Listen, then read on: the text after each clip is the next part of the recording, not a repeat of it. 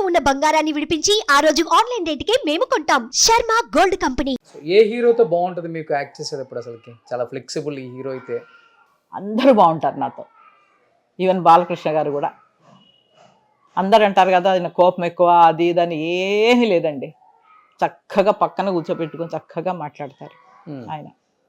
చిరంజీవి గారు కూడా ముగ్గురు మనగాళ్ళు చేసేటప్పుడు కూడా ఒక కర్ర రింగ్ వేశారు, కర్రకి వేసి దాన్ని ఇలా తగిలించుకొని దాన్ని తిప్పాలి ఇలా గిర్ర గిర్ర గిర్ర. రాఘవేంద్రరావు గారు అక్కడ కూర్చున్నారు, రత్న తిప్పు తిప్పు అంటున్నారు, అదేమో తగులుతోంది నాకు. అది ఉక్న వెనక నుంచి నాకు 2 చేతులు వచ్చాయి, నన్ను ఇట్లా పట్టుకున్నాయి. ఏంటని చూసా, చిరంజీవి గారు వచ్చి ఇలా పట్టుకొని, ఇలా కాదు ఇలా పట్టుకొని తిప్పు తిప్పు అని అంటున్నారు నన్ను. సార్ నేను తిప్పుతాను, మీరు పక్కకి పోండి అన్నా. కాదమ్మా నేను చూపిస్తానమ్మా, మీరు తిప్పండి అని చెప్పి ఇలా పట్టుకొని ఇలా గిర్ర తిప్పించారు అనమాట. అంత సరదాగా ఉంటాడు ఆయన. ఓకే. అలాగే ఆ సినిమా చేసేటప్పుడు లాస్ట్లో మీరు సినిమా చూసుంటారు కదా, చిరంజీవి గారి మీద పాము కూర్చుంటుంది. అవునవును. అప్పుడు రమ్యకృష్ణ ఏం చేస్తుంది, బామ్మ బామ్మ నాగపాము వచ్చింది, నాగయ్య వచ్చాడు రా అని అట్లాగా ఉండమను నేను హారతి తీసుకొని వస్తున్నానని అంటాను. హారతి తీసుకొని వస్తాను, వచ్చి ఇది ఆ పాముకి హారతి ఓం నమ శివాయ అనుకుంటూ రౌండ్ తిరుగుతాను మంచం చుట్టూ, గుర్తుందా? అది నిజమైన పాము.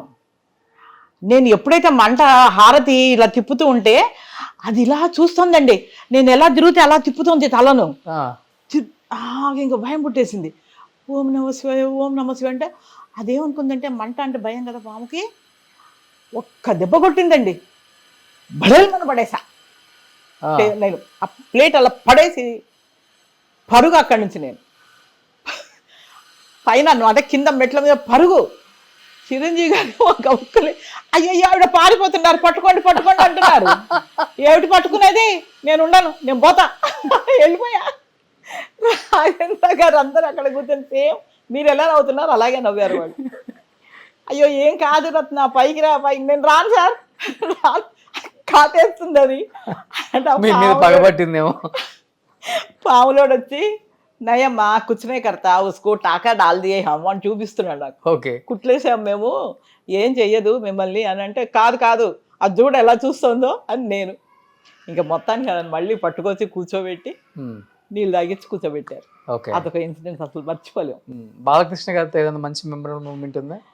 బాలకృష్ణ గారు నేను అది లక్ష్మీ నరసింహ సినిమా చేస్తున్నా. అక్కడెక్కడ గచ్చిపోలి దగ్గర మాడవయ్య వాళ్ళ ఇల్లు, అది చాలా పెద్ద హవేలీ. అక్కడే మా షూటింగ్ మొత్తం అక్కడే జరిగేది. ఆ ఇంటి ఓనరు అది పాత బిల్డింగ్ అండి. వర్షం వచ్చింది, బాగా వర్షం వస్తే పెచ్చులు ఊడిపోతుంటే బాలకృష్ణ గారు అన్నారు, ఏంట్రా బాబు ఈ ఇల్లు బుక్ చేశారు మీరు, మొత్తం ఊడిపోయి పడుతున్నాయి అని అంటుంటే ఆవిడ అంటుంది, ఓనరు మీరు సముద్రంలో ఉన్నారు, ఉండి ముసలిని చూసి భయపడితే ఎలాగా అన్నాడు. ఈయనకు అర్థం కాలేదు బాలకృష్ణ గారి. అదే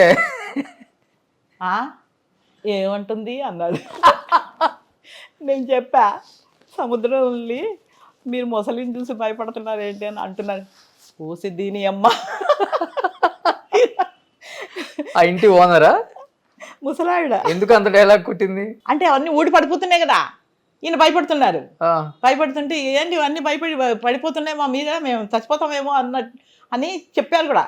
వెళ్ళి చెప్తే అప్పుడు అంటుంది ఆ ముసలావిడ ఈ మాట అనగానే, ఏమంటుంది అంటే అప్పుడు నేను తెలుగులో చెప్పా. ఓకే.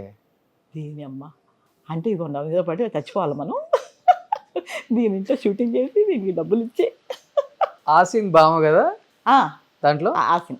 ఆసిన్ బామ, అవును గుర్తుంది నాకు. అదే కారపొడి చల్లుతాం. అవును బాలకృష్ణ. అవును అవును.